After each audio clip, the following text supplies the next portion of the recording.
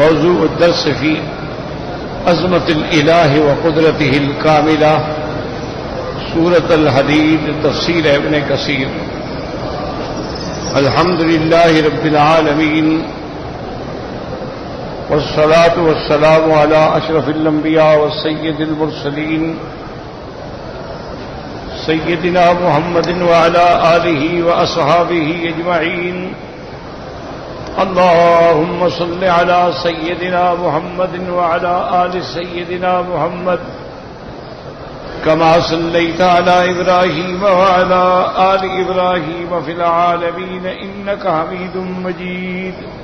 أعوذ بالله من الشيطان الرجيم. بسم الله الرحمن الرحيم.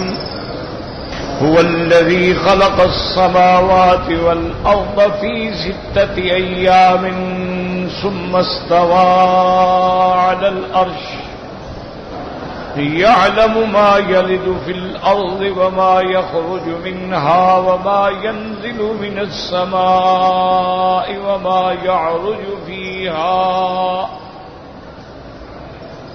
وهو معكم أينما كنتم والله بما تعملون بصير. له ملك السماوات والأرض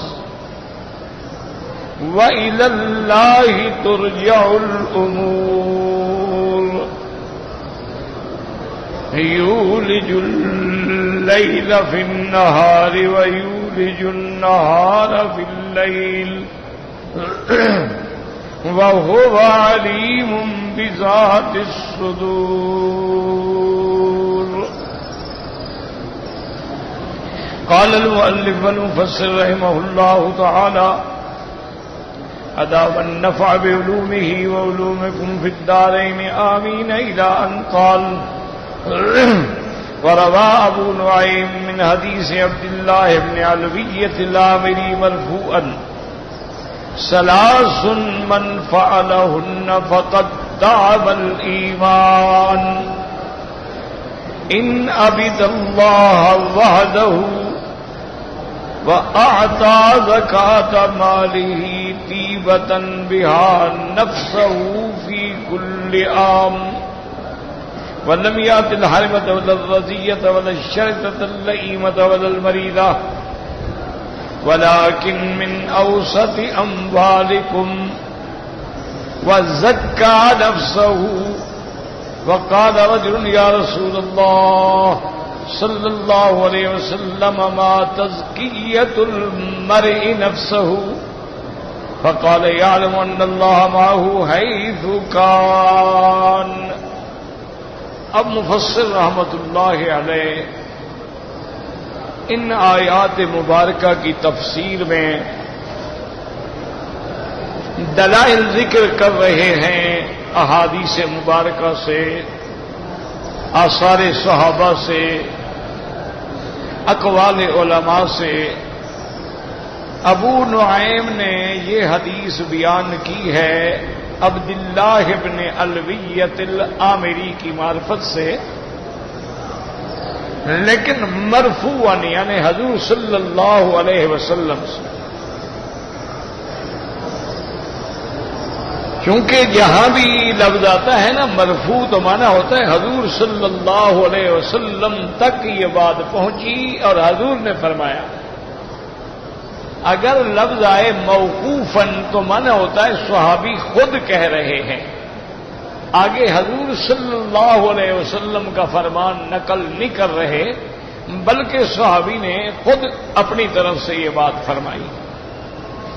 اور بعض اوقات یہ ہوتا ہے کہ موقوفاً فی حکم المرفوع، کہ صحابی روایت تو موقوفاً کر رہا ہے لیکن وہ روایت بتا رہی ہے کہ ایسی بات صحابی خود نہیں کہتا، لازماً حضور سے سنی ہوگی، تو لہذا اس کو کہتے ہیں موقوف فی حکم المرفوع.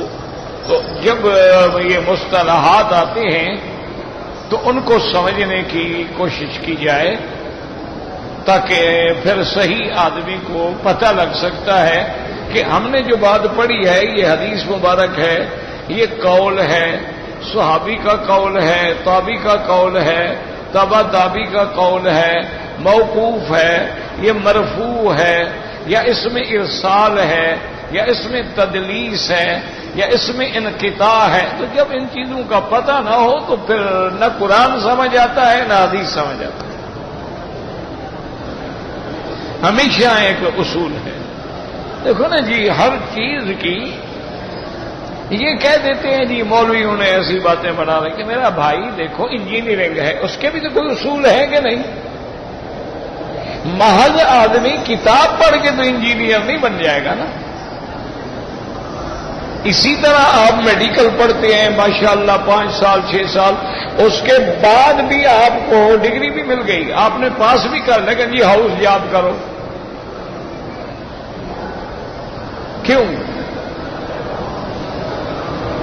اسی طرح اگر آپ نے مثلا انگریزی پہ آپ کو بالکل مکمل عبور ہے اور ہر دوا پہ لکھا ہوتا ہے کہ یہ اینٹی بائیوٹک ہے، یہ پین کلر ہے، اور یہ معدے کی گیسز کی خرابی کے لیے، تو اگر ہم انگریزی پڑھ کے دوائیں دینے شروع کر دیں تو انشاءاللہ پھر مرنے والوں کی کمی نہیں ہوگی.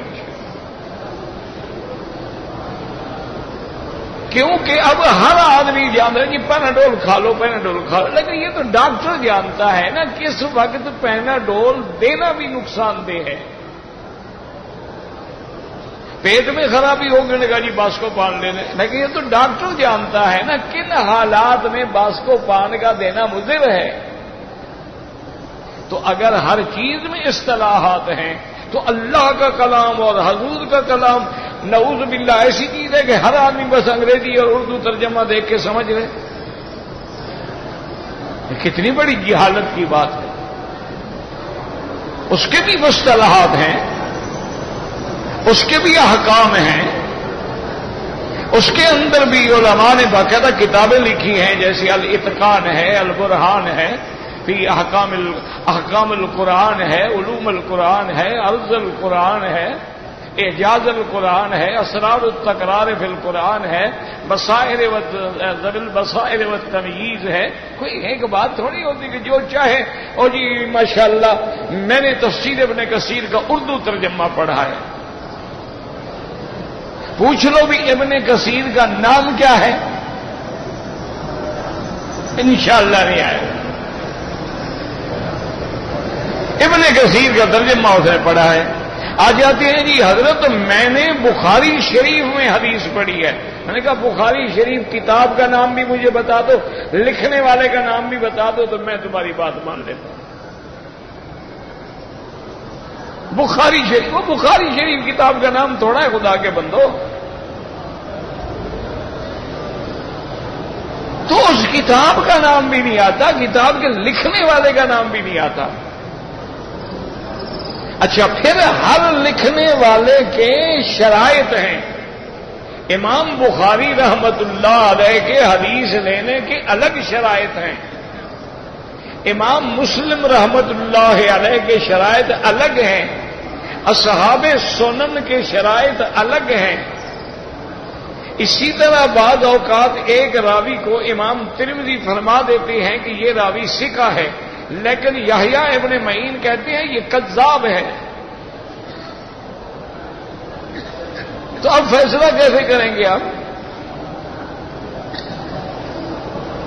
اس کے لیے بڑی میرے عزیز علماء نے باتیں نہیں بنائی ہیں، لیکن یہ اصول ہیں، بنیادیں ہیں. اچھا صحابہ کو ضرورت کیوں نہیں ہوئی کہ پڑھانے والا محمد مصطفیٰ ہے صلی اللہ علیہ وسلم کے ذرا الجھن ہوئی، حضور کو عرض کیا، حضور نے حل کر دی. ذرا مسئلہ پیش آیا، حضور نے خود نمونہ بنا کے دکھا دیا، بات ختم ہو. یہ مشکلات اس وقت آئی ہیں جب ہم سرکار دو عالم کے زمانے سے دور چلے گئے. خیر القرون کا دور ختم ہو گیا. 250 سال کے بعد تدوین احادیث کا کام ہوا. اس کے بعد پھر اسماء الرجال پہ کام ہوا. تو میرے عزیز یہ مولویوں نے نہیں بنائی ہیں باتیں، یہ اصول ہیں، ہر چیز کے سمجھنے کے لیے قواعد ہیں۔ مثلا امام ترمذی رحمت اللہ علیہ کی ایک عادت ہے کہ وہ جب باب ختم کریں گے تو کہیں گے عند بعض اہل العلم، اچھا کہیں وہ کہہ دیتے ہیں عند اکثر اہل العلم، کہیں وہ کہہ دیتے ہیں عند اہل العلم،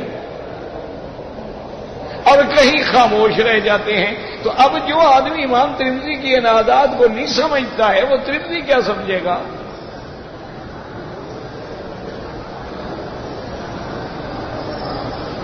کہ بھئی بعض اہل علم کا کیا معنی؟ تو امام ترمذی کا اشارہ ہوتا ہے کہ اس مسئلے پر کچھ اہل علم تو ہیں جو یہ بات کہتے ہیں لیکن تھوڑے ہیں، اور جہاں کہے گا اکثر اہل العلم تو مانا جمہور کی رائے یہی مسئلہ ہے، زیادہ علماء اسی طرف ہیں، زیادہ ائمہ اسی طرف ہیں، اور جہاں رہے گا عند اہل العلم مانا جھگڑا ہی نہیں ہے، سب یہی بات کہتے ہیں۔ تو ہر آدمی کی مصطلحات ہوتی ہیں، جب تک آپ مصطلحات کو نہیں سمجھیں گے کہ بھئی ملی گرام میں اور میکرو گرام میں اور کلو گرام میں کیا فرق ہے، تو پھر انشاءاللہ آپ کسی کو کہہ دیں کہ یہ دوائی جناب 1 کلو گرام کھا لو، دوسرے کو کہہ دو کہ یہ دوائی 1 کلو میٹر کھا لو، پھر کام انشاءاللہ جلدی ہو جائے گا۔ ہمارے مسجد کے سامنے ایک ہوتے تھے، بڑے بزرگ تھے، 2 بھائی تھے، دونوں عالم تھے، اللہ ان کی قبر پہ رحمت فرمائے۔ ایک بھائی ان میں حکمت کرتے تھے، عالم تھے دونوں، مسجد کے بالکل سامنے ان کا درمیان میں سڑک تھی، دکان تھا۔ تو ایک دن ایک آدمی دوائی لینے کے لیے آیا تو اس کو پتہ نہیں کیا سوچی، اس نے کہا حکیم صاحب آپ کو کتنا عرصہ ہو گیا حکمت کا تجربہ کے؟ فرمایا بھئی یہ قبرستان نہیں دیکھ رہے ہو، اب تمہیں ابھی اندازہ نہیں ہوا، میرا تجربہ تو یہ سامنے ہے نا، یہ قبرستان دیکھ لو نا۔ تو اسی لیے لوگوں نے مثال بنا دی کہ بھئی نیم حکیم خطرہ جان اور نیم ملا خطرہ ایمان۔ اور آج ہمارا ہر آدمی ماشاءاللہ ہوگا میں جانتا ہوں جی، اور میں نے پڑھا ہے جی، اور جی میں نے مسائل پڑھے ہیں حج کے، میں نے فلاں کتاب پڑھی ہے، اس کو یہ بھی پتہ نہیں کہ مناسک کا کیا معنی ہے، پڑھا مٹی ہے تم نے۔ مناسک حج کیا معنی مناسک؟ ربنا ارنا مناسکنا، مناسکنا کیا معنی؟ مشعر الحرام، مشعر الحرام کا کیا معنی؟ منا یا منا کیا معنی؟ مزدلفہ کیا معنی؟ ذل حلیفہ کیا معنی؟ وادی محصر کیا معنی؟ جب یہ معنی نہیں آتا مسئلہ کہاں سے آئے گا؟ اس کو یہ بھی پتہ نہیں اضطباء کس کو کہتے ہیں، اس کو یہ بھی پتہ نہیں استلام کس کو کہتے ہیں، اس کو یہ بھی پتہ نہیں تقبیل کس کو کہتے ہیں، اس کو یہ بھی پتہ نہیں تسبیح تحمید تحلیل کس کو کہتے ہیں۔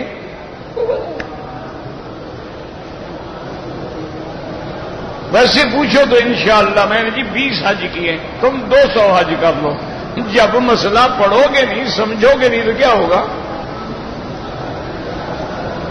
یعنی آپ یقین کریں میرے استاد سے فوت ہو گئے، اللہ ان پہ کروڑوں رحمتیں فرمائے، بہت بڑے عالم تھے ماشاءاللہ، اللہ نے اتنا علم دیا تھا نا، مشکل سے مشکل مسئلہ ایسے چٹکیوں میں حل کر دیتے تھے، اور سادگی کا یہ عالم تھا کہ جہاں طالب نے کہا بیٹھ گئے، مٹی ہے تو بیٹھ گئے، سڑک ہے تو بیٹھ گئے،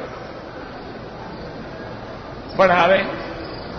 میرے ساتھ یہاں حرم میں بیٹھے تھے، حج پہ آئے تھے، اور بھائی اس کو تو ٹھیک کرو، کیا عذاب بنا دیا۔ روز ایک نیا مہندس آ جاتا ہے نا جی، کیا کریں، ایک نیا آج وہ آیا وہ گیا اپنا جان چھوڑا کے، اور ڈپٹی کر رہی ہیں، رکھ دیا گیا. لا حول ولا قوت. اس کو خود ہی پتہ نہیں کیا ہو رہا ہے. جو حرم میں آدمی کام کرے یہ تھوڑا ہے کہ مائکروفون کا اور سپیکر کا ماہر ہو جاتا ہے. کو غریب ملازم ہیں، ان کو آرڈر ہو گیا، کیا کریں غریب. اچھا تو اب جناب وہ میرے استاد سے بہت بڑے، یعنی میں ان کے میرے خیال میں جو جوتے میں علم ہوگا نا مجھے اتنا بھی نہیں ہے. اتنا بڑا عالم تھا. اچھا میرے ساتھ بیٹھے تھے آج میں، لوگ آتے مسئلہ پوچھتے تو میں کہتا حضرت کی طرف، استاد حضرت بتا دیں. نہیں حضرت آپ بتائیں. جب میں نے دو چار تو میں نے کہا اس کا علاج یہی ہے کہ میں یہاں سے اٹھ جاؤں. اب یہ استاد کی توہین ہے، استاد بیٹھے ہیں مسئلہ میں کیا بتاؤں گا. میں اٹھ گیا تو کہنے لگے برخوردار یہ بات نہیں، ہم نے کتابیں پڑھی ہیں، تم نے مناسک کو پڑھا ہے، پریکٹیکل کیا ہے. ہم غلط کہہ سکتے ہیں، تم نہیں بھول سکتے. اس نے کہا ملا علی قاری رحمت اللہ علیہ کی کتاب کو کیوں ترجیح دی جاتی ہے؟ انہوں نے مکے میں رہ کر لکھی ہے. ہندوستان میں بیٹھ کے، بنگلہ دیش میں بیٹھ کے، پاکستان میں بیٹھ کے مسائل لکھنا. 4 کتابیں حج کی منگوا لی، آدھا ادھر سے آدھا ادھر سے آدھا ادھر سے چوتھا ادھر سے، نیچے اپنا نام لکھ کے سبحان اللہ حج کی کتاب مکمل ہو گئی.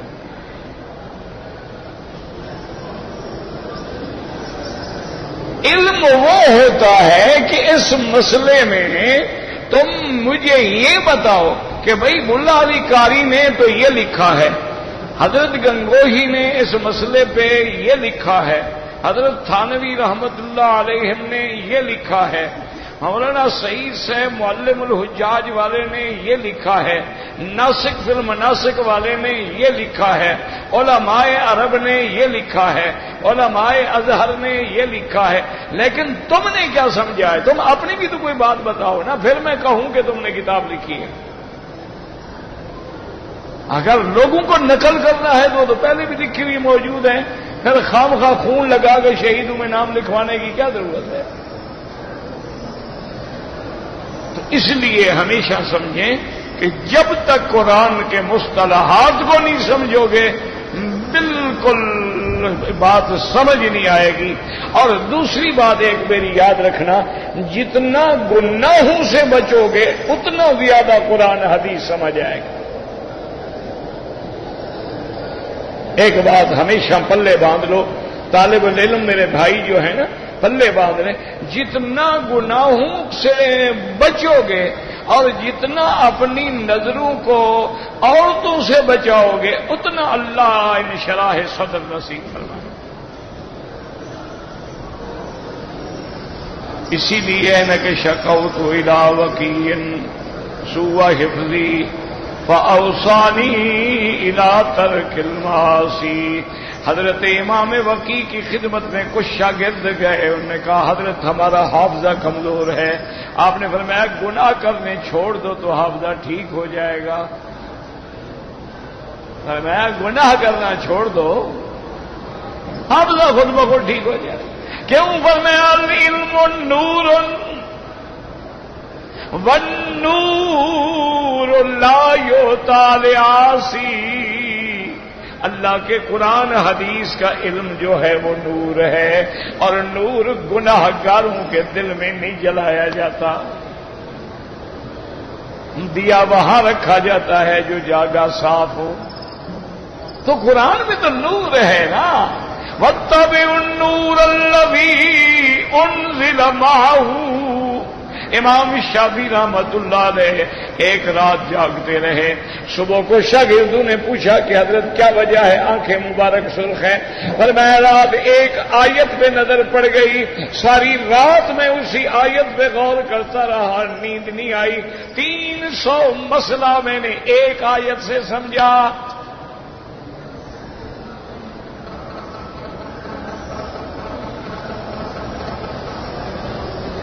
300 مسئلہ جو ہے ایک آیت سے استنباط کیا. ایسے تو نہیں پھر کیا ہے وجہ کیا ہے کہ اللہ نے ان کو رزق حلال دیا تھا اور صدق مقال دیا تھا. امام احمد ابن حنبل رحمت اللہ علیہ امام شافعی کے گھر میں مہمان ہوئے. امام شافعی کے شاگرد ہیں. مہمان ہوئے تو امام صاحب نے اہتمام کیا. امام شافعی جانتے تھے کہ امام احمد حنبل کون ہے. تو ماشاءاللہ گھر والوں نے بڑے کھانے بنائے اور ماشاءاللہ حضرت امام صاحب جو بیٹھے نا سارا کھانا کھا گئے. وہ 10 آدمیوں کا کھانا تھا, ایک آدمی کھا گیا. برتن جب گھر گئے تو گھر والوں نے امام شافعی سے کہا آپ کہتے تھے کہ میرا مہمان جو ہے وہ امام وقت ہے, اتنا بڑا فقیہ ہے, وہ تو کوئی اکال ہے, وہ تو کوئی پیٹو ہے کھانے والا ہے, 10 بندوں کا کھانا کھا گیا. گھر والے کہہ دیتے ہیں نا. امام صاحب نے کوئی جواب نہ دیا. اب رات عشاء ہو گئی. اپنے کمرے میں جب سب سو گئے, امام احمد بن حنبل نے وضو کیا اور مصلی پہ کھڑے ہو کے قرآن پڑھ کے رو رہے ہیں. حضرت امام شافعی نے بیٹیوں کو اٹھا کہا ادھر آؤ, کھاتے ہوئے دیکھا ہے تو کماتے ہوئے بھی تو دیکھو. تم نے صرف کھاتے ہوئے دیکھا ہے, آؤ دیکھو کیسے کمائی کر رہا ہے. صبح جب ناشتے میں آئے تو امام صاحب نے فرمایا کہ امام صاحب آپ کو بھی گھر والوں کو بھی شبہ ہوگا کہ میں زیادہ کھانا کھا گیا. اصل میں اس کھانے پہ جو انوار تھے میرا دل نہیں کرتا تھا میں چھوڑ دوں. ایسا پھر مجھے حلال اور ایسے انوار والا کھانا مجھے کہاں سے ملتا. اتنا بزرگوں نے تجربہ کیا ہے کہ بے نماز عورت کے ہاتھ کا پکا ہوا کھانا کھا لو, انشاءاللہ قرآن کے آدھے مسئلے بھول جائیں گے. اب فرما لو جی کتنے باوضو عورتوں کے کھانے کھاتے ہو؟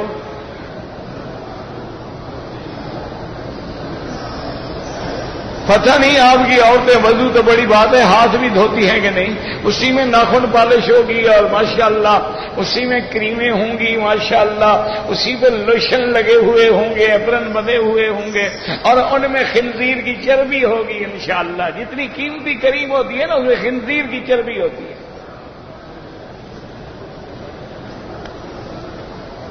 جتنی دنیا میں مہنگی کریمیں ہیں ان میں خنزیر کی چربی ہے. جتنی دنیا میں مہنگے ٹوتھ برش ہیں یا شیونگ برش ہیں اس میں خنزیر کے بال ہوتے ہیں. لکھا ہوتا ہے کرسٹل, تم نہ پڑھو تمہاری مرضی. تو جب خنزیر کے بال منہ پہ پھیرو گے تو پھر کلمہ شریف کا مزہ آئے گا. اس لیے اب دیکھیں حدیث مبارک سنیں, یہ میں اپنی طرف سے نہیں کہہ رہا, حضور پاک فرما رہے ثلاث من فعلہن فقد طعم الایمان. یہ 3 کام ہیں جو کرے گا اس کو ایمان کا لذت معلوم ہوگی. تمہیں لذت معلوم ہوئی ہے کبھی؟ ایمان کی لذت بھی کبھی تمہیں معلوم ہو؟ لذت ہوتے ہیں کہ میٹھا کھاؤ میٹھی لذت, پھیکا کھاؤ پھیکا, نمکین کھاؤ نمکین. ایمان کی لذت کیسے محسوس ہوگی؟ یہاں طعم الایمان ہے. اور دوسری جگہ ہے فقد وجد حلاوت الایمان. حضور نے فرمایا اس کو ایمان کی مٹھاس کا اندازہ ہوگا. تمہیں بھی کبھی ایمان کی مٹھاس لگی ہے؟ بس اللہ اکبر اللہ اکبر اللہ اکبر اللہ اکبر السلام علیکم, عمرہ کر رہے ہیں جی ماشاءاللہ. اور جی میں نے 100 آدمیوں کو دھکے دے کے بوسہ دیا ہے. اچھا وہاں غلاف کعبہ لپٹا ہوا ہے, اس پہ کلمہ لکھا, اس پہ پاؤں رکھ کے کھڑے ہوتے ہیں. یعنی بوسہ دینے کا شوق ہے اور کلمہ مبارک میں پاؤں رکھا ہوا ہے, لٹکے ہوئے ہیں اوپر غلاف پکڑ کے. طعم الایمان، طعم کہتے ہیں ذائقہ، یہ چیز یہ ماشاءاللہ طعم یار یہ بڑا ذائقے دار ہے. تو تمہیں ایمان، وہ تین چیزیں یاد رکھو کیا ہے. آپ نے فرمایا پہلی چیز ان عبد اللہ وحدہ، صرف ایک خدا کی عبادت کرے، صرف ایک کی عبادت.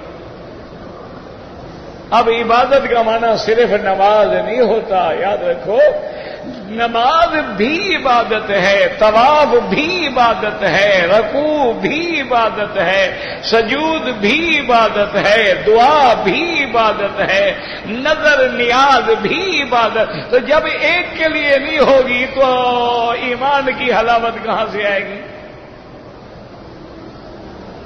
ہم نے طواف تو اللہ کے گھر کا کیا، لیکن نظر برائے خدا اور نیاز برائے حسین.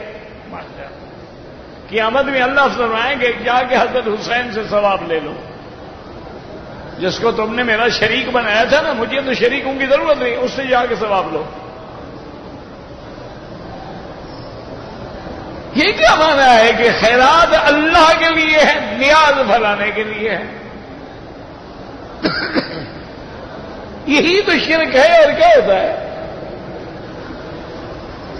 ایک ہوتا ہے یا اللہ میں نے تیرے نام پہ خیرات کی ہے، اگر تیرے ہاں قبول ہے وہ بھی اللہ جانتے ہیں نا، پتہ نہیں قبول بھی ہے کہ نہیں، تو اس کا ثواب فلاں کو عطا فرما دے. کیوں؟ ہمیں تو پتہ ہی نہیں ہے نا کہ قبول ہے یا نہیں، لیکن ہمارے مولوی تو ٹھیکیدار ہے نا. میں نے قرآن شریف پڑھا، میں نے ثواب تم کو دیا، اس نے کہا میں نے بھی تم کو دیا، اس نے کہا میں نے بھی تم کو دیا. مولوی نے سارے ثواب کا گٹھڑ باندھ کے دل میں کہا اللہ میرے ماں باپ کو دے دینا، یہ تو ایسے بیوقوف ہیں کون صاحب نے باقی سب کیا ہے. وہ پاگل ہو گیا کہ ساری مٹی اٹھا کے تمہیں دے دے، تمہارے ماں باپ کو دے، تم نے تو خود دیا ہے اس کو. میں نے تم کو بخشا، اس نے کہا میں نے بھی تم کو بخشا. خود نے کہا انشاءاللہ میں نے بھی اپنے ماں باپ کو بخشا، جاؤ گھر مزے کرو. اچھا میں نے جو کہا کہ ثواب تم کو بخشا، مجھے پتہ ہے اللہ نے قبول کیا، ثواب مل گیا.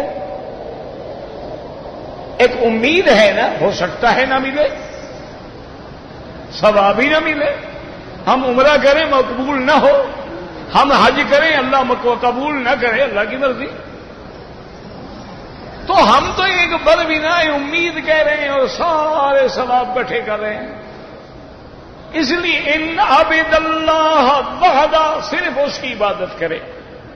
اور دوسری چیز کیا ہے؟ وَأَعْطَى زَكَاةَ مَالِهِ، اور اپنے مال کی صحیح زکات کا حساب کر کے دے، اور طیبۃ نفسہ، خوش ہو کے دے. جرمانہ سمجھ گئے نا دے یار یہ تو عذاب آ گیا، ہر سال زکات، ہر سال زکات، ہر سال زکات. وہ میرا ایک دوست تھا، اس نے ایک پلاٹ خریدا. اچھا شریعت کا مسئلہ یہ ہے کہ اگر پلاٹ تم نے کاروبار کے لیے خریدا ہے تو اس پہ آپ کو زکات دینی ہوگی. اچھا میں نے خریدا 10 لاکھ کا، اگلے سال ہو گیا 15 لاکھ، تو 15 لاکھ کی زکات دینی ہوگی. اگلے سال ہو گیا 20 لاکھ، تو پھر 20 لاکھ کی زکات دینی ہوگی. وہ ایک دن میرے پاس آیا، کہتا ہے جی ماشاءاللہ آپ کی صحبت کا ہمیں بڑا فائدہ ہوا. میں نے کہا کیا ہوا؟ کہتا ہے جی آپ نے مسئلہ بتایا تھا پلاٹ کا، ہم نے پلاٹ لیا تھا 1 کروڑ کا، اب 20 سال ہو گئے، زکات دیتے دیتے انشاءاللہ 80 لاکھ کا تو ہو گیا ہے، پتہ نہیں باقی آپ نے کتنی زکات نکلوانی ہے. چلو وہ تو ہر سال ہم زکات ہی بھر رہے ہیں نا، فائدہ تو کوئی نہیں، پلاٹ پڑا ہوا ہے، ریٹ ڈاؤن ہو گئے.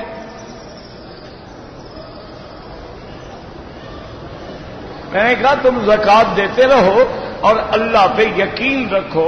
اللہ فرماتے ہیں کہ یمحق اللہ الربا ویربی الصدقات، میں ربا کو مٹاتا ہوں، صدقات کو بڑھاتا ہوں. میں نے کہا تم زکات دیتے رہو، غم نہ کرو. اچھا دوسرے سال حج پہ آیا، میں نے کہا بھی کیا ہوا؟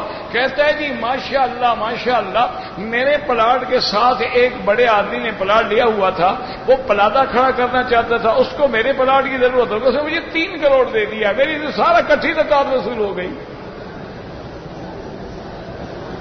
تو میں نے کہا دیکھو پھر اللہ نے زکات والی چیز میں برکت ڈال دی ہے کہ نہیں ڈالی ہے؟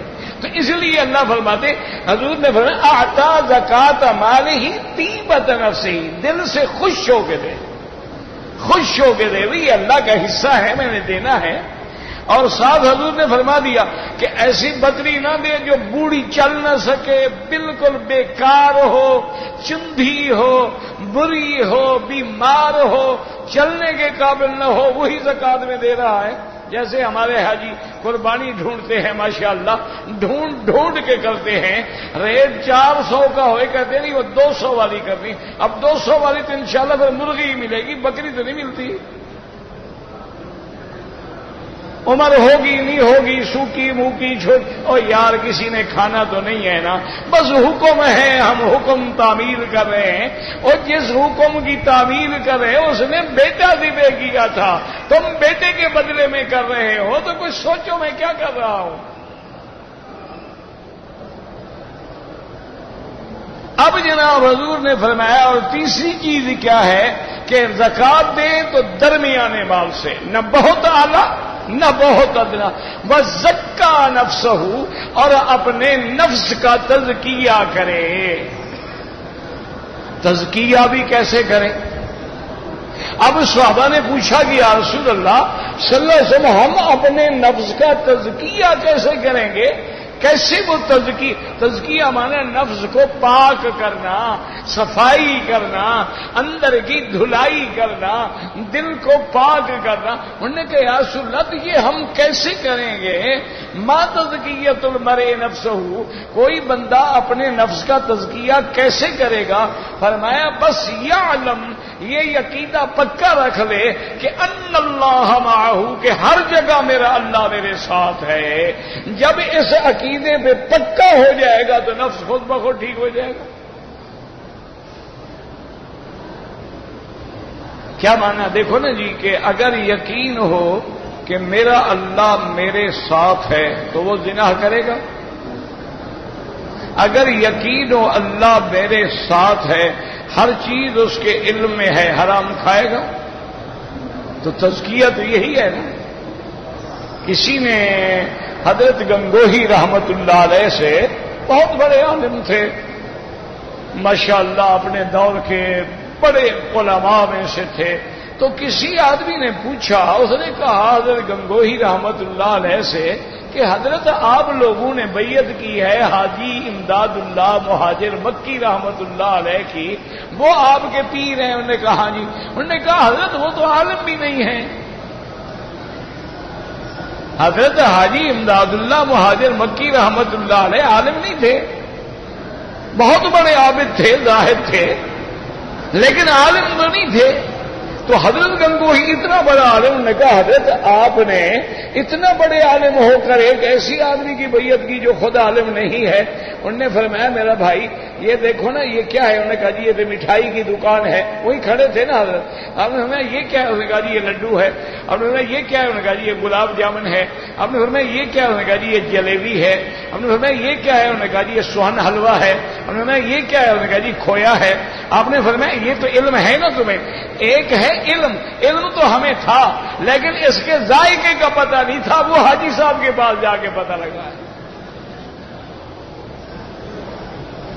انہوں نے کہا علم تو ہوتا ہے کہ جی یہ ریوڑیاں ہیں اور یہ شیرینی ہے اور یہ فلان ہے اور یہ فلان ہے. ان کا ذائقہ جو ہے وہ تو چکھنے سے آئے گا نا.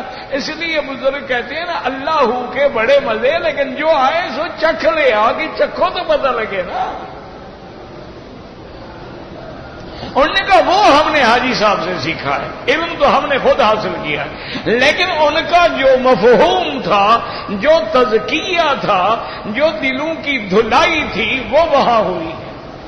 تو بزرگ اسی لیے یاد رکھیں کہ اپنے جو اہل اللہ ہوتے ہیں، جو صحیح معنی میں اولیاء اللہ ہوتے ہیں، جو صحیح معنی میں صوفی ہوتے ہیں، جن کے ایک ہاتھ میں کتاب اللہ ہوتی ہے، ایک میں سنت رسول اللہ ہوتی ہے، تو وہ یاد رکھیں کہ اپنے مریدین کو سب سے پہلے فرائض کے بعد واجبات کے بعد سنن کے بعد مستحبات، اور ان کے ساتھ اجتناب عن المعاصی، اجتناب الحرام، اکل حرام، صدق مقال، اکل حلال، اور اس پر پھر ریاضت، اور اس پر پھر الا اللہ، لا الہ الا اللہ محمد الرسول اللہ، افضل الذکر کی ضرب مار کے دلوں کو پاک کرتے.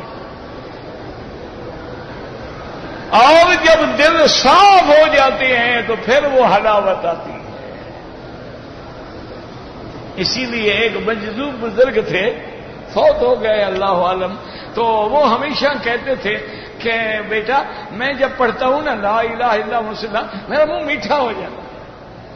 وہ حلاوت ایمان آ گئی نا، ہمیں تو آتی نہیں نا، ہمیں تو حلاوت ہے نصیب ہی نہیں، ہمارے عمل ہی نہیں. تو اس لیے حضور پاک نے فرما دیا وقال نعیم بن حماد رحمہ اللہ حدثنا عثمان بن سعید بن کثیر بن دینار الحمصی عن محمد بن مہاجر عن عروۃ بن ربیع عن عبد الرحمن بن غنم عن عبادۃ بن الصامت رضی اللہ تعالی عنہ قال قال رسول اللہ صلی اللہ علیہ وسلم افضل الایمان ان تعلم ان اللہ معك حيثما كنت.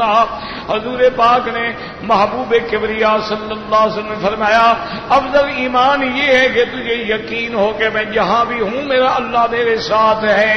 وکان الامام احمد رحمہ اللہ تعالی ينشد هذين البيتين اذا ما خلوت الدار يوما فلا تقل خلوت ولكن قل علي رقيب ولا تحسبن الله يغفر ساعة ولا ان ما تخفى عليه يغيب. حضرت امام احمد رحمۃ اللہ علیہ ہمیشہ یہ پڑھتے تھے کہ اگر تم کبھی خالی ہو جاؤ، اکیلے ہو جاؤ، اکیلے بیٹھے ہو تو یہ نہ سمجھنا کہ میں اکیلا ہوں، میرے اوپر میرا اللہ رقیب ہے اور دیکھنے والا ہے اور میں اس کی نگرانی میں ہوں. اور یہ کبھی گمان نہ کرنا کہ اللہ ہمارے اعمال سے غافل ہے، اور نہ یہ خیال کرنا کہ میں نے اللہ سے چھپا ہوا ہوں. کوئی چیز اللہ سے چھپی ہوئی نہیں ہے. لا یخفی علیہ خافیہ، اسی اللہ تبارک و تعالی ہر چیز کو جانتے ہیں، ہمارے دلوں کے اندر جو راز ہیں وہ ان کو بھی جانتے ہیں. وقولہ تبارک و تعالی لہ ملک السماوات والارض والى اللہ ترجع الامور ای هو المالک الدنیا والآخرہ. دنیا آخرت کا مالک اللہ تبارک و تعالی ہے اور تمام نے اسی کی طرف لوٹ کے جانا ہے اور پھر وہاں جا کے حساب ہوگا. وان الاخرۃ الاولى اول آخر سب اسی کے ہاتھ میں ہے. والمحمود ولا ذلک، اور اسی لیے سب تمام محامد کا حقدار اللہ تبارک و تعالی ہے. جیسے اللہ فرماتی ہے واللہ لا الہ الا هو له الحمد في الاولى والآخرة. وقال تعالى الحمد لله الذي له ما في السماوات وما في الارض وله الحمد في الاخرة والحكيم الخبير. فجميع ما في السماوات والارض ملك له، جو کچھ آسمانوں میں ہے زمینوں میں ہے وہ اللہ کا ملک ہے. واهل ما عبید الرقاد الا بين يديه، اور جو مخلوق ہے وہ ساری اللہ کے بندے ہیں، اللہ کے غلام ہیں، اللہ کے مملوک ہیں، اللہ کے آگے عاجز ہیں. ان کل من فی السماوات والارض الا آتی الرحمن عبدا، کوئی بھی آسمانوں اور زمینوں میں ہے سب بندگی کی حالت میں اللہ کے دربار میں آئیں گے. لقد احصاهم وعدهم عدا، اللہ نے محفوظ رکھا ہے، گن لیا ہے سب کو. وکلهم آتیہ یوم القیامت فردا، ہر کوئی ان میں سے قیامت والے دن اکیلا آئے گا، نہ باپ چھڑائے گا نہ بیٹا چھڑائے گا. المال والبنون، سب کے سب یہاں پڑے رہ جائیں گے. وہ ایسا دن ہوگا یوم لا ينفع مال ولا بنون، جس دن نہ مال کام آئے نہ اولادیں کام آئے گی. اس لیے فرماتے ہیں اللہ ترجع الامور ای الیہ المرجع یوم القیامہ، ہم سب نے قیامت میں اللہ کی طرف لوٹ کے جانا ہے. فیحکم فی خلقہ بما یشاء، اللہ حکم فرمائیں گے، اللہ فیصلہ فرمائیں گے. وہو العادل الذی لا یجور ولا یظلم، اور وہ ایسی عادل ذات ہے جو کسی پہ ظلم نہیں کرتے ہیں ذرے کے برابر. بل یکن امر احدہم حسنۃ واحدۃ، اگر ایک نیکی ہے اللہ 10 گنا بڑھا دیتے ہیں. ویؤتی من لدنہ اجرا عظیما، وکما قال تعالی ونضع الموازین القسط لیوم القیامہ، قیامت والے دن میزانیں کھڑی ہوں گی عدل کی، فلا تظلم نفس شیئا، کسی پہ ظلم نہیں ہوگا، وَإِنْ كَانَ مِثْقَالَ حَبَّةٍ مِّنْ خَرْدَلٍ أَتَيْنَا بِهَا وَكَفَىٰ بِنَا حَاسِبِينَ، اگر مثقال ذرے کے برابر بھی نیکی ہو یا برائی ہو سب آئے گی اور سب پہ حساب ہوگا۔ اب اللہ فرماتے ہیں یولج اللیل فی النہار ویولج النہار فی اللیل، کیا مانا؟ هو المتصرف فی الخلق، وہ سارے نظام کے چلانے والے ہیں، یقلب اللیل والنہار، وہ دن اور رات کو پھیرنے والے ہیں، وَيُقَدِّرُهُمَا بِحِکْمَتِهِ كَمَا يَشَاءُ، اور اسی کا اندازہ اللہ فرماتے ہیں جب چاہتے ہیں یطول اللیل والنہار، رات لمبی ہو جاتی ہے اور دن چھوٹا ہو جاتا ہے، اور جب چاہتے ہیں دن لمبا ہو جاتا ہے اور رات چھوٹی ہو جاتی ہے، وَتَارَةً يَتْرُكُهُمَا مُعْتَدِلَيْنِ، اور کبھی کبھی دن رات برابر ہو جاتے ہیں، وَتَارَةً يَكُونُ فَشِتَاءً ثم ربيعا ثم قيدا ثم خريفا، اس کے بعد اللہ پاک نے موسم بنائے ہیں، کبھی شتاء ہوتا ہے، کبھی ربیع کا موسم ہوتا ہے، کبھی خریف کا موسم ہوتا ہے، کبھی بہار کا موسم ہوتا ہے اور کبھی خزاں کا موسم ہوتا ہے، وَكُلُّ ذَلِكَ بِحِکْمَتِهِ وَتَقْدِيرِهِ لِمَا يُرِيدُهُ بِخَلْقِهِ، سب کچھ اللہ کی حکمت سے ہے، اللہ تبارک و تعالیٰ اپنی مخلوق کے لیے جو چاہتے ہیں، جو ارادہ فرماتے ہیں، وَهُوَ عَلِيمٌ بذات الصدور، اے یعلم السر سرائر وان دکت وان خفیت، جتنے باریک سے باریک تیرے دل کے اندر راز ہیں وہ سب کے جاننے والا ہے، واللہ اعلم۔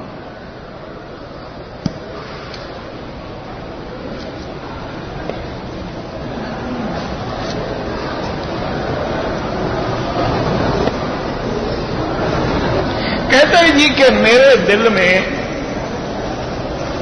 برے برے خیالات آتے ہیں اور کبھی کبھی تو اللہ معاف کرے کفریہ خیالات بھی آتے ہیں، میں ڈرتا ہوں کہ کبھی اس حالت میں مر گیا تو گویا میں کفر پہ مر گیا۔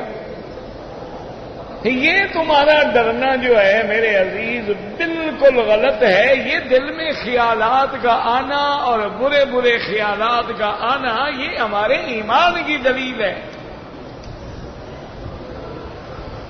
ایک یہودی نے سیدنا ابی بکر رضی اللہ تعالی عنہ سے پوچھا، اس نے کہا کہ ابو بکر صدیق یہ کیا بات ہے، ہم یہودی بھی تو عبادت کرتے ہیں نا اپنے خدا کی، لیکن ہمارے دل میں تو کبھی برے خیالات نہیں آتے، اور تمہارے مسلمان جو ہیں وہ نماز بھی پڑھ رہے ہیں تو گندے گندے خیالات آ رہے ہیں، تو اس کی کیا وجہ ہے؟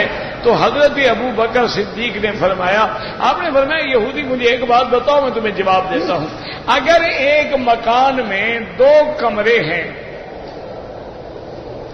ایک کمرے میں سونا ہے، چاندی ہے، ڈالر ہے، کرنسی ہے، یورو ہے، دوسرا کمرہ خالی ہے، تو ڈاکو کہاں داخل ہونے کی کوشش کرے گا؟ اس نے کہا جی جہاں سونا چاندی ہے خالی کمرے میں جخ مارے گا۔ تو اس نے کہا تمہارے دل جب ایمان سے خالی ہیں شیطان کو جخ مارنے کی کیا ضرورت ہے؟ تو جن کے دل میں ایمان کی دولت ہوگی وہاں ہی تو شیطان گھسنے کی کوشش کرتا ہے کہ تمہیں بھٹکائے کسی طرح، یہ تو علامت ایمان ہے، اس میں تو خوش ہونا چاہیے، کوئی پریشانی کی بات تو ہے ہی نہیں۔ ایک آدمی نے حضرت علی رضی اللہ تعالیٰ عنہ سے کہا کہ حضرت میرے دل میں تو نماز پڑھتے ہوئے بھی برے خیال آتے ہیں، آپ نے فرمایا اچھا تم اتنے اونچے درجے کو پہنچ گئے ہو؟ تو یہ تو درجے کی بات ہے، تم کیوں ڈر رہے ہو بھائی؟ اچھا پھر دل کے خیالات پہ تو کوئی مواخذہ ہے ہی نہیں، اللہ پکڑتے ہی نہیں، دل میں جو خیالات آتے ہیں وہ تو معاف ہیں۔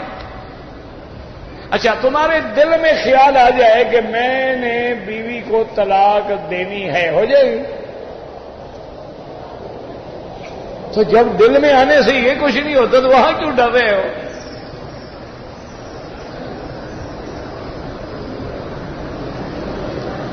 بس علاج کیا ہے؟ علاج یہ ہے کہ ذکر اللہ، جتنا اللہ کا ذکر کرو گے خنا سے شیطان بھاگ جاتا ہے۔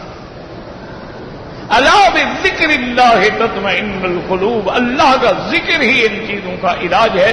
اور فکر نہ کرو، ذکر کرتے رہو کرتے رہو کرتے رہو، ایک دن خود بخود وہ خالص ہو جاتا ہے.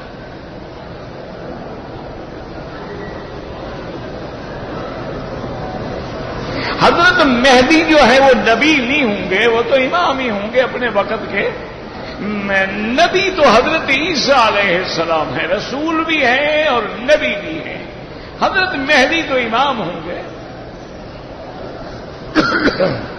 دنیا میں آنے کے بعد عدل ہوگا، انصاف ہوگا، لیکن یہ وہ مہدی نہیں ہے جو شیعہ کہتے ہیں.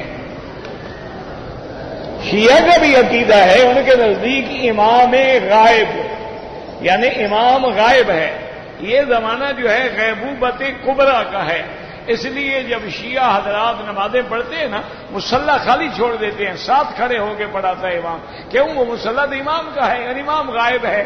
اچھا ابھی وہ ہے کہاں؟ وہ کہتے ہیں جی وہ غار میں ہے. اچھا وہ مہدی ہے کون؟ وہ کہتے ہیں حسن عسکری کی اولاد میں سے ہے. حسن عسکری فرماتے ہیں میری اولاد کوئی نہیں، پتہ نہیں انہوں نے کہاں سے بنا لی ہے. اچھا پھر وہ اچھا مہدی ہے، غار میں چھپا ہوا بیٹھا ہے، ہم اچھی طرح برباد ہو جائیں بعد میں آئے گا. یہ تو ہیں جھوٹے خیالات. ویسے مہدی آئے گا اور وہ مابین الرکنین حرمین کے اندر اپنے وقت پہ آئیں گے اور اپنی امامت کا اعلان فرمائیں گے، اور ان کے آنے کے بعد اللہ اسلام کو غلبہ دیں گے، اور وہ اس وقت تک رہیں گے کہ حضرت عیسیٰ آسمان سے اتریں گے.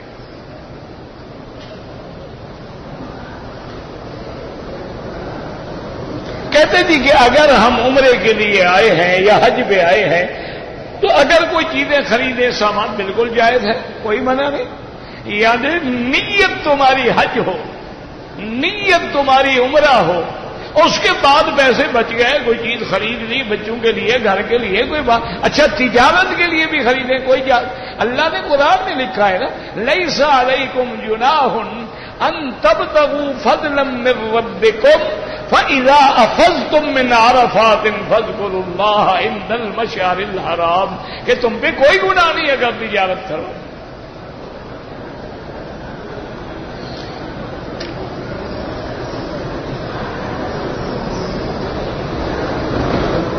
وہ کہتے جی میں نے کتاب میں پڑھا ہے حضور کا روضہ مبارک افضل ہے. ٹھیک پڑھا ہے، بس کون سی کتاب میں پڑھا ہے؟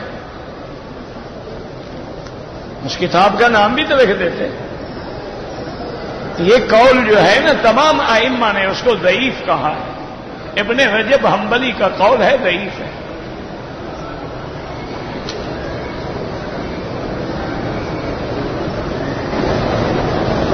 پتہ نہیں کیا لکھا ہے، ماروتی قانون یوشا مجھے تو پتہ نہیں کیا لکھا ہے. آپ نے ایک بچہ بیمار ہے، اللہ شفائے کاملہ عطا فرمائے.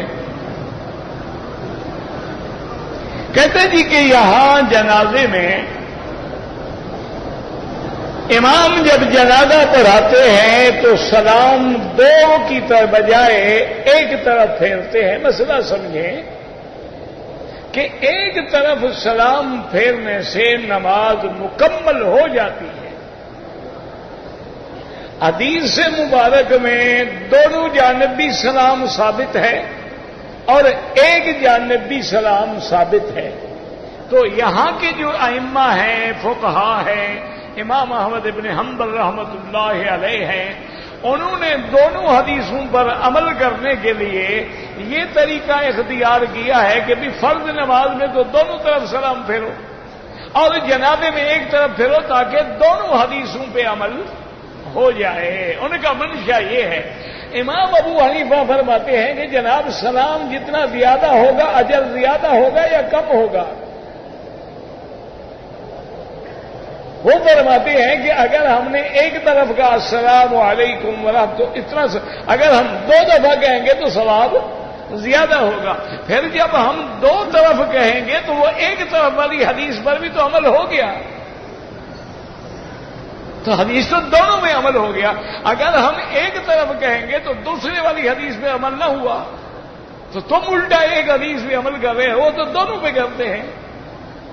لیکن بہرحال یہ کوئی لڑائی جھگڑے کی بات نہیں ہوتی، اعلیٰ اولا کے مسئلے ہیں، اللہ سب کے قبول فرمائے.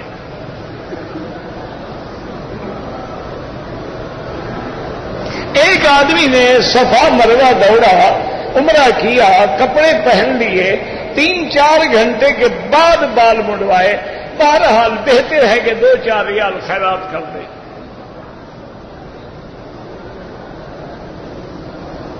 کہتے ہیں جی کہ میلاد النبی کے موقع پر ہمارے ہاں جو جلوس ہوتے ہیں، چراغاں ہوتی ہے، اب تو ماشاءاللہ باقاعدہ روضہ شریف کو بھی اٹھاتے ہیں. پہلے تو ہم شیعہ سے تنگ تھے کہ وہ حضرت حسین کا روضہ کربلا سے لے آئے، ابھی یہ مدینہ شریف والا روضہ بھی لے گئے. اچھا، بعد ماشاءاللہ لوگ ہمت کرتے ہیں کعبہ شریف بھی ماڈل بنا کے کھڑا کر دیا ہے، کعبہ بھی اپنا، روضہ بھی اپنا. ماشاءاللہ حضرت یہ ساری بدعات ہیں، اس کا دین سے، اسلام سے کوئی تعلق نہیں. یہ محض ایک رواج ہے اور ڈرامہ ہے لوگوں کے اندر اپنے آپ کو مقبول بنانے کے لیے. اگر میلاد اسلام میں ہوتا تو اس کا حکم محمد مصطفیٰ دیتا. اگر میلاد علامت محبت ہوتا تو حضرت ابو بکر، عمر، عثمان، علی، حسن، حسین عید میلاد بناتے. یہ کیا بات ہے؟ لوگوں کے بچے بھوکے مر رہے ہیں، لوگ گردے بیچ رہے ہیں، لڑکیاں بیچ رہے ہیں، لڑکے بیچ رہے ہیں. اتنی تم جو لائٹنگ کرتے یہ پیسے غریبوں کو جا کے دے تو زیادہ ثواب ہے. لیکن پھر شو بازی نہیں ہوگی نا. دیکھا نہیں ہے اس دن مولوی صاحبان کے لباس دیکھے ماشاءاللہ 20-20 ہزار کا سوٹ پہن کے بیٹھے ہوتے ہیں. عشق ہے نا حضور سے. انا للہ و انا الیہ راجعون. اور کیا کہہ سکتے ہیں؟ امام مہدی آئے گا اور کیا عقیدہ رکھیں بس.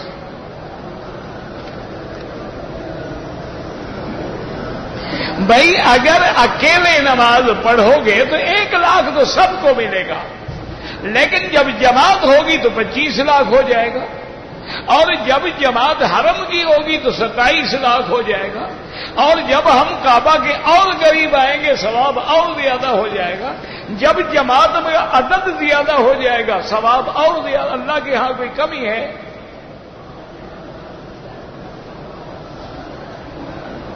کہتے جی کہ عورت اگر حیض میں ہو حرم میں آ سکتی ہے. بھئی یہ تو کامن سینس ہے. تمہارے ملک میں اگر عورت حیض میں ہو تو مسجد آ سکتی ہے، وہاں نہیں آ سکتی. یہاں حلال ہے، عقل ہے. یعنی تمہارے ملک کی مسجد میں نہیں آ سکتی تو خدا کے گھر میں کیسے داخل ہو سکتی ہے؟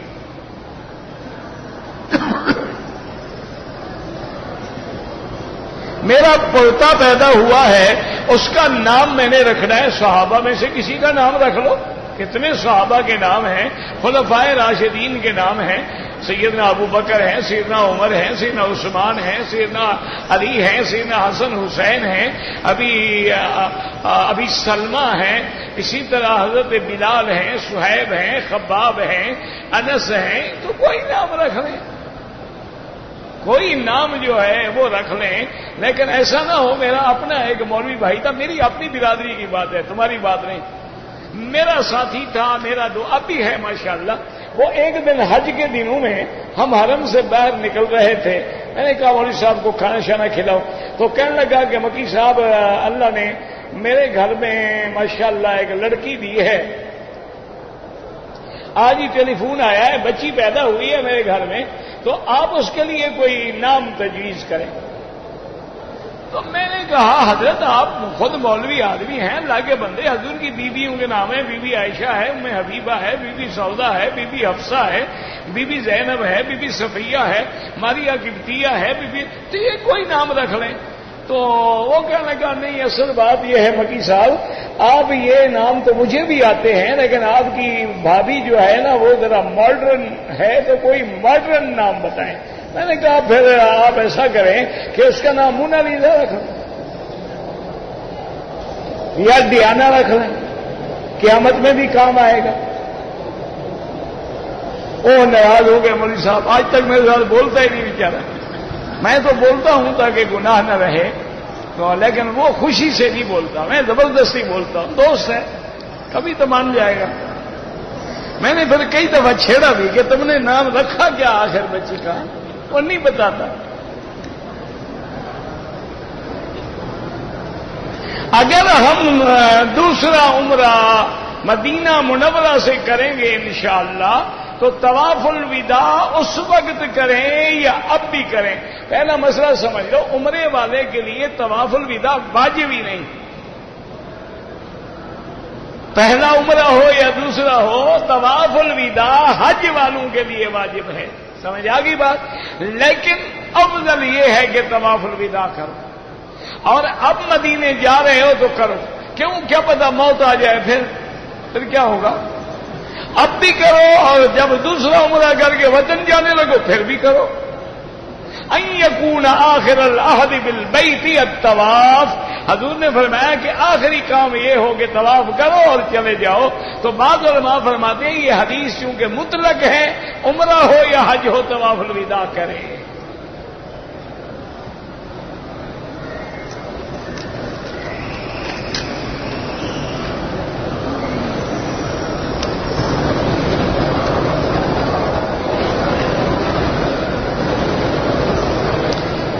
کہتے ہیں جی کہ میں نے زمین بدلا ہے، اس میں قبرستان ہے،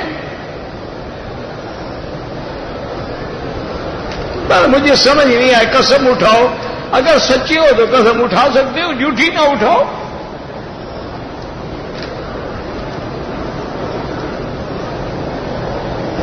اگر مسجد کا فنڈ ہے تو ہر حال میں مسجد میں خرچ ہوگا، اگر اس مسجد کو ضرورت نہیں ہے تو پھر دوسری مسجد میں لگاؤ۔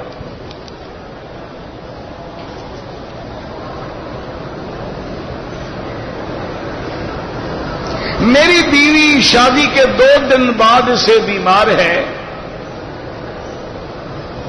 تو پتہ نہیں اس پہ کوئی اثر تو نہیں، مجھے کیا پتا بھی اثر ہے کہ نہیں، تمہیں پتہ نہیں لگا آج تک، تو مجھے کیسے پتہ لگے گا؟ نا تمہاری جو بیوی ہے تمہیں پتہ نہیں لگا کہ کیا اثر ہے، تو جب تمہیں پتہ نہیں ہے شریف آدمی، مجھے کیسے پتہ ہے؟ بہرحال سورۃ البقرہ پڑھ کے دم کرو، کوئی شیطانی اثر ہے تو اللہ دور کر دے گا۔ عورتیں چہرہ کھول کے طواف کر سکتی ہیں؟ بالکل نہیں کر سکتی ہیں، اگر ذرے کے برابر بال ظاہر ہوں تو اللہ کے نبی کی لعنت برستی ہے، باقی تمہاری مرضی ہے۔ اگر طواف شروع کر رہے تھے، نماز کھڑی ہو گئی تو پہلے نماز پڑھے، طواف پھر شروع کریں۔ اگر آستین اوپر چڑھا کے نماز پڑھے، نماز مکروہ ہو جائے گی۔